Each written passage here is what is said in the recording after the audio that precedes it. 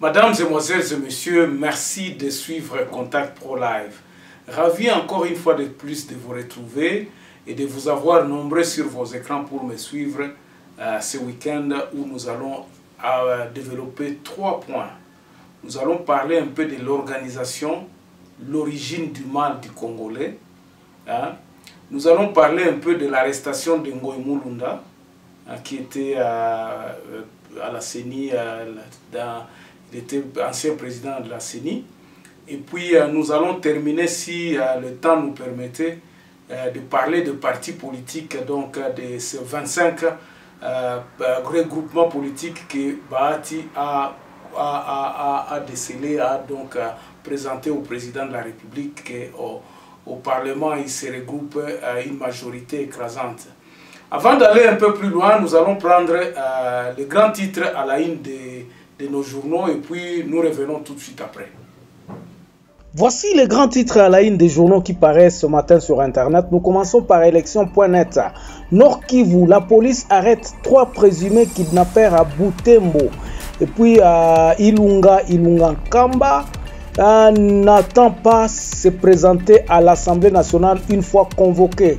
Actualité CD parle de le regroupement AAAC, fort de 10 députés, officialise son adhésion à l'Union sacrée.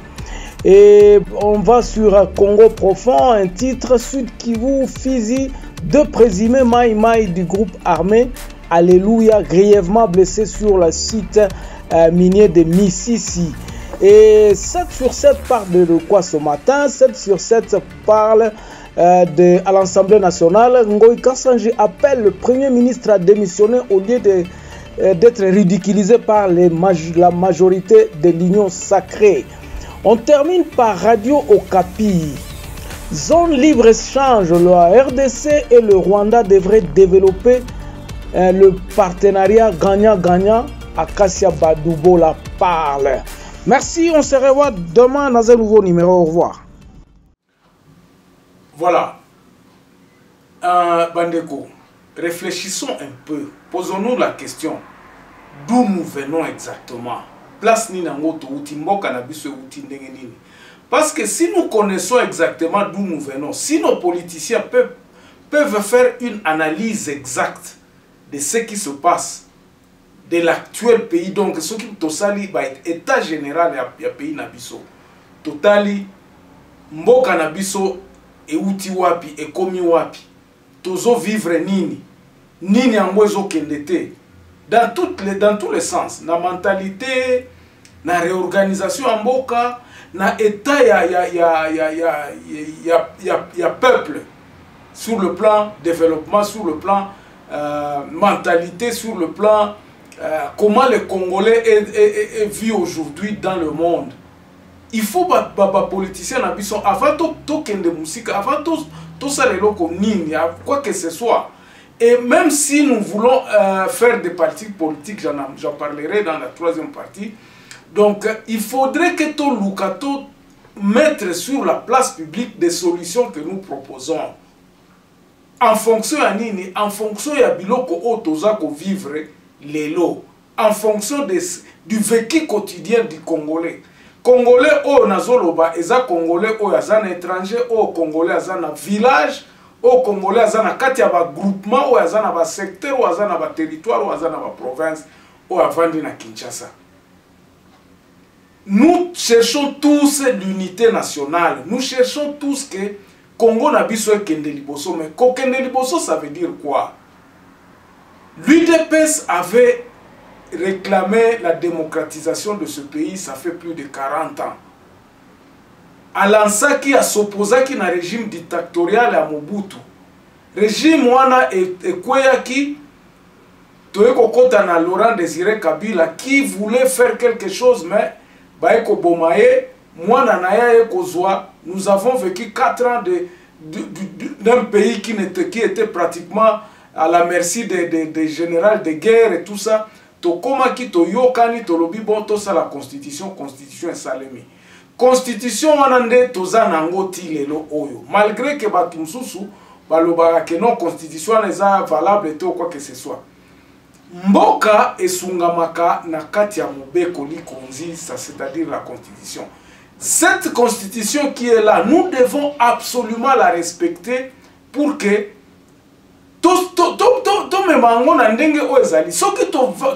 si les politiciens on vit que non, en tout cas, Makambozo Simbate, Batumsuba créé un parti politique selon cette constitution. Et comme Mabiso Nandengo Tozali, la constitution Nezalaki. Mon problème, c'est quoi? C'est une analyse profonde. Il y a Mabe Ezako Uta Wapi Nambo Kanabiso. Est-ce que nous respectons cette constitution? Nous l'avons bafouée et puis nous avons vu que la constitution ezalaka biaisée, ezalaka respectée à maintes reprises. Et le Congolais a laissé ça comme ça. Le fond, c'est quoi? C'est que les Congolais n'ont pas touché le vrai problème. Ceux qui se sont succédés à la tête du pays n'ont pas touché au vrai problème pour le développement du pays. Développement en Boko Zanini, c'est le fait Tshisekedi, Étienne le disait, tant que le peuple à la base ne se prendra pas en charge, Yakoloba ngai mboka na ngai yango oyo nazo sala nini na kati ya bilanga na ngai nazo teka nini na eske bilanga na ngai zo leisa ngai tokokendaka liboso te. Tant que les gens qui sont au pouvoir penseront que avoir le pouvoir, voler l'argent et puis tout redistribuer, tout pesa kabango biloko akolia.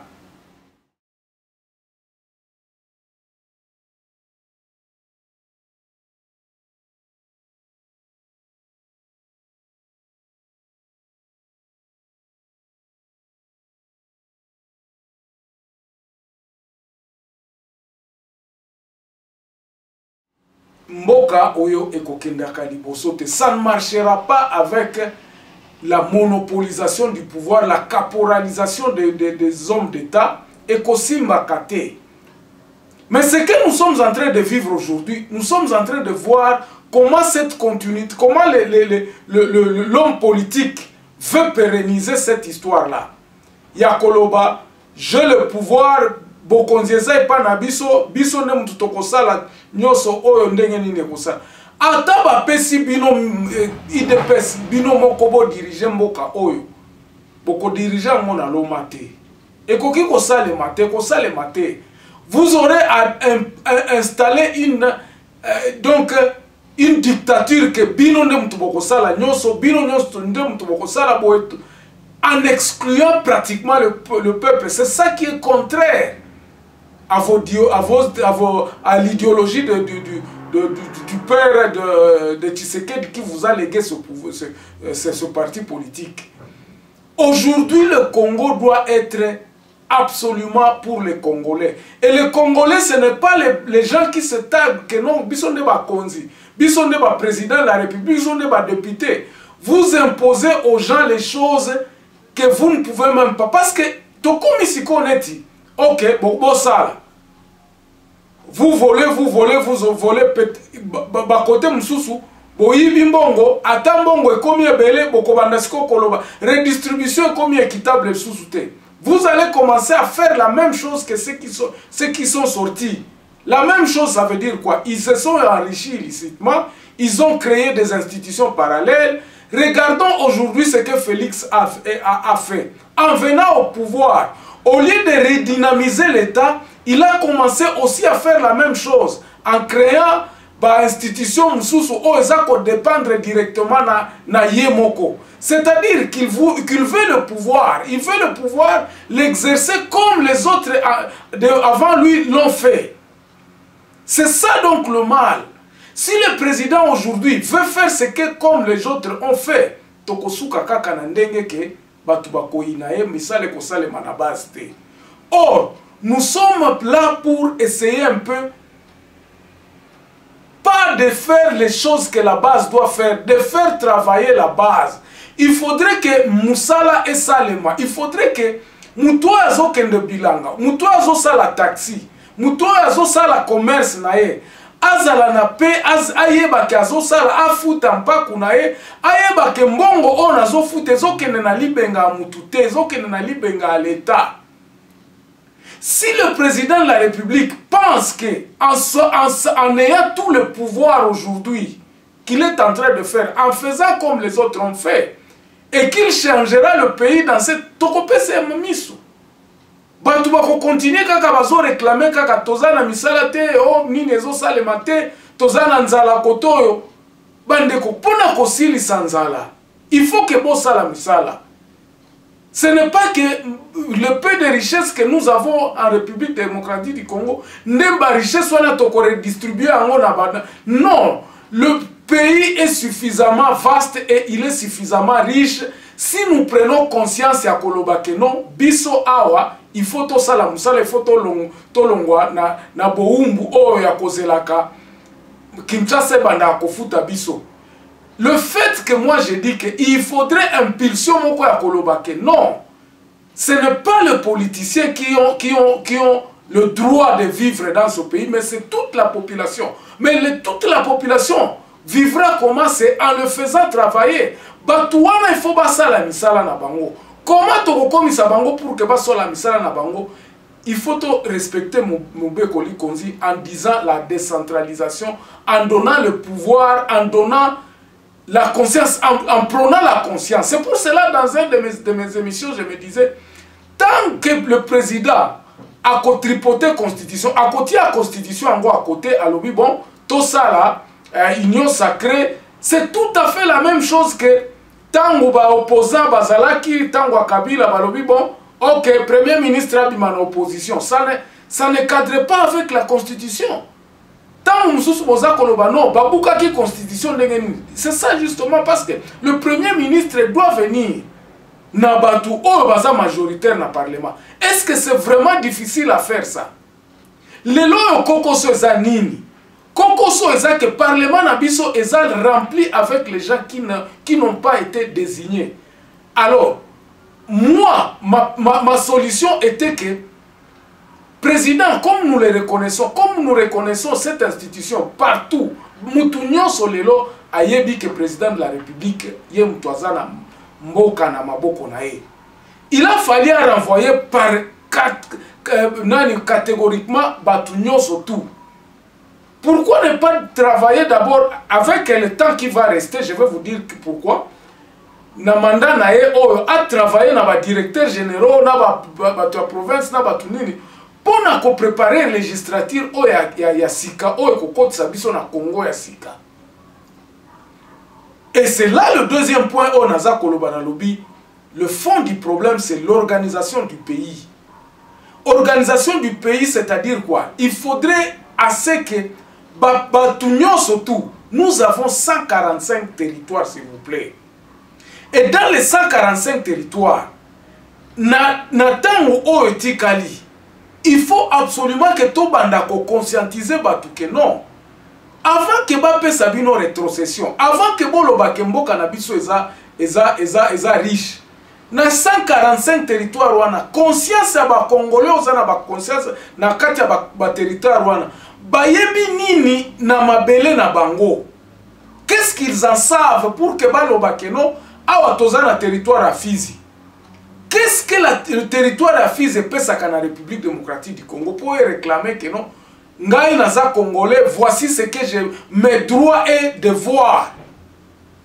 Na katia ba territoire à la base. Donc à la base, il faudrait que toute population. C'est ainsi que les politiciens qui sont là aujourd'hui devront aller à la base pour les conscientiser à Koloba. Non, territoire Nabiso, il faut organiser en gros.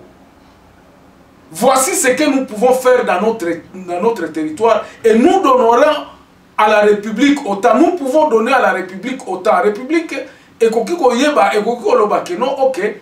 Na territoire ya Mwenga par exemple, bazalaka na Kolta, bazalaka na nini, bazalaka na Bilanga, bazalaka Boye, bazalaka ils sont autant.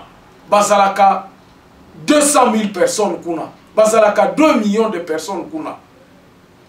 Na 2 millions de personnes, on a combien d'écoles les alliés? Qu'est-ce qui... Et ça doit être organisé au niveau des territoires. C'est comme ça que je dis, les États généraux à territoire devront être aidés par ces politiciens qui sont à Kinshasa à dire que notre dirigeant Mbokani. Il faudrait que le président de la République a renvoyé Bango Mutuna Bakati. Pourquoi les lots Oyo?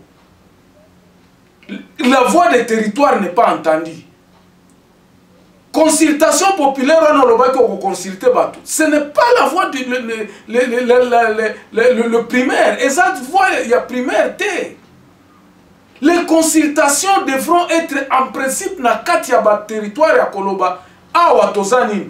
Que chaque territoire amène un mémorandum à Koloba. Biso, par exemple, Tokosa la identification à Batunyo, surtout Bazana Kati na Biso. Nakati Amboka na Biso, ah, on a territoire na Biso. Et les territoires, ce n'est pas que Toko tracé Angoli sous non. Badonner Zali, c'est simplement cette volonté politique à appliquer à Koloba. Bon, ok, au Nord Kivu, il y a combien de personnes au Nord Kivu? Na Nord Kivu, ceux qui t'ont dit que non, na Nord Kivu, il y a 5 millions d'habitants.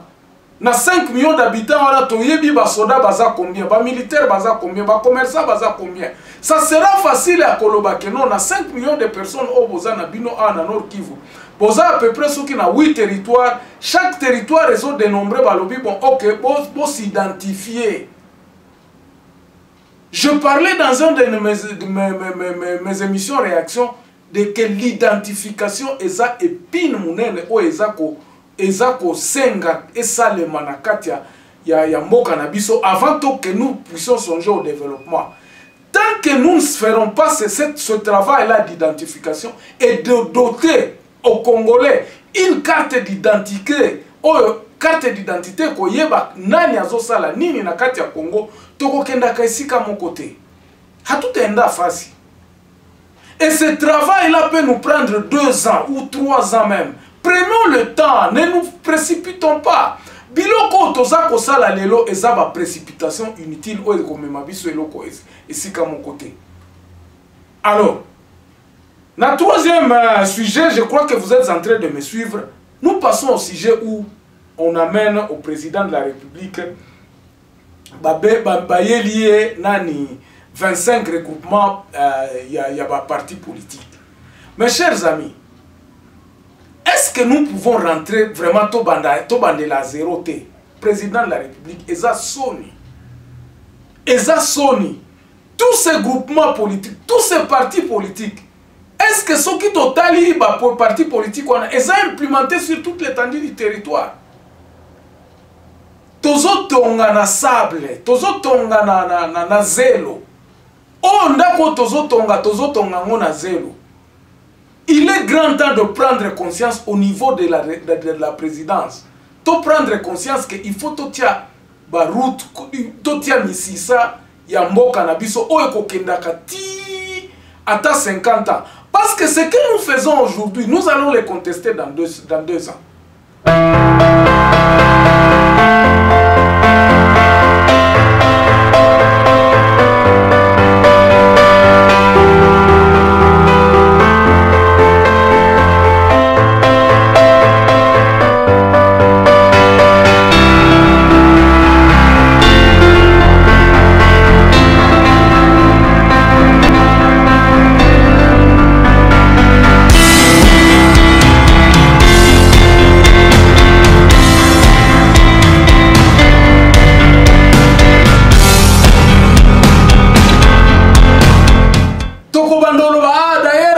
Politique, on a évité AADC Zalakawapité. Et on appelle ça un parti politique, on appelle ça des regroupements qui ne sont même pas connus dans les territoires. Faisons les choses sur le bon chemin. Il est grand temps, Totika Makelele, ya wenze, Totika Makelele, ya wenze, Tobanda Kotonga Mboka.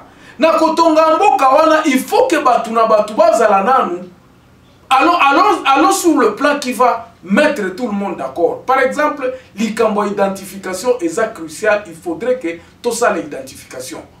Et l'identification doit se faire dans chaque territoire. Nabana na bango kuna naba batu na bango kuna ba yokani balobi mo awa tokosa la identification. Voici quelle est la méthode que nous allons faire dans notre territoire pour identifier batu na kati ya territoire na biso. Il ne faut pas que ça soit un truc qui soit fomenté encore à Kinshasa. C'est comme ça que je me dis appel ya ba état généraux ya ba territoire est ça vraiment crucial pour to banda niveau d'identification à Batou. Dès que nous aurons fait ce premier pas, à ce moment-là, on peut comprendre si tout le monde sait que non, l'identification est très importante. Et nous déléguons le pouvoir au niveau des territoires. Il y a Kolobaba, tout bazana territoire. Voici comment vous allez vous identifier. Organisez-vous à ce que vous allez vous identifier là-bas pour que tu aies formé base moko ya munene o ekoya kokota na République démocratique du Congo. De façon que carte d'identité ya muto ya zana Aru ou bien azana Kasumbalesa ezala retangu bako checker ngo ata ba checker ngo na mbandaka tozana database moko. Nous sommes aujourd'hui la phase informatique où est plus avancée où notre pays n'a pas encore même un dixième informatisé na kati. Bokomo na kakata na babiloko ya baleta ne sont pas informatisés. Donc l'identité du Congolais est d'abord un point le plus crucial. C'est pour cela que nous disons ceci.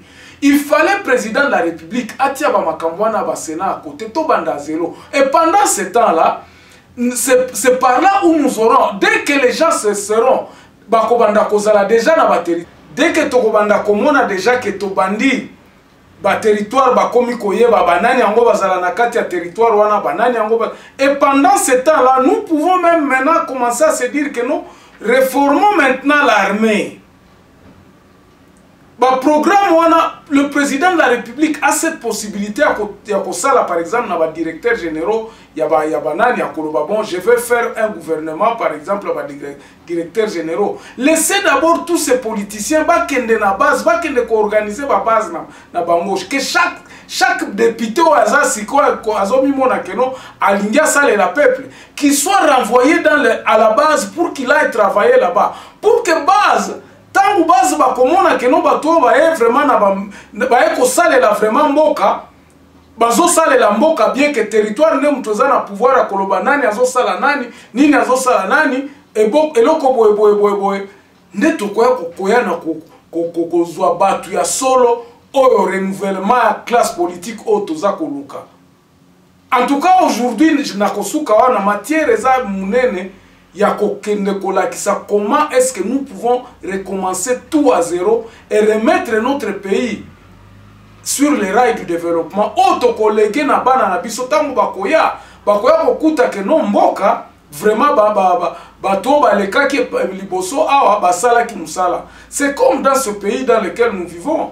Ni tete les gens qui se sont réfléchis ya koloba no banzele fezala ezala mutute n'adorons pas quelqu'un. Toti kabilo kwa na ko personnalisaka batu. O nga mtu na sala ki boy, o nga nde mtu na za boy, o nga inde na za boy, o nga biloko wana sa ekosi la soki te ba territoire et comme il faut qualifier ba politicien kuna que les gens commencent à se requalifier à la base. Alors on se retrouve très prochainement dans un nouveau numéro. Si vous étiez là pour la première fois, n'oubliez pas de vous abonner. Et puis laissez un commentaire si vous avez aimé, ça nous permet de nous améliorer de plus en plus. Merci, portez-vous bien. Le professionnalisme, c'est l'incapacité de beaucoup de bassesses. La bassesse est bel et bien présente dans les actions comme les réactions du politiquement correct. Voilà l'avantage de la démocratie. Eh bien, c'est de se reconnaître divisé. D'une part, on apporte ses accords. De l'autre côté, on apporte ses désaccords. Justement pour engendrer, c'est quelque chose plutôt que rien. La démagogie. Juste 30 secondes.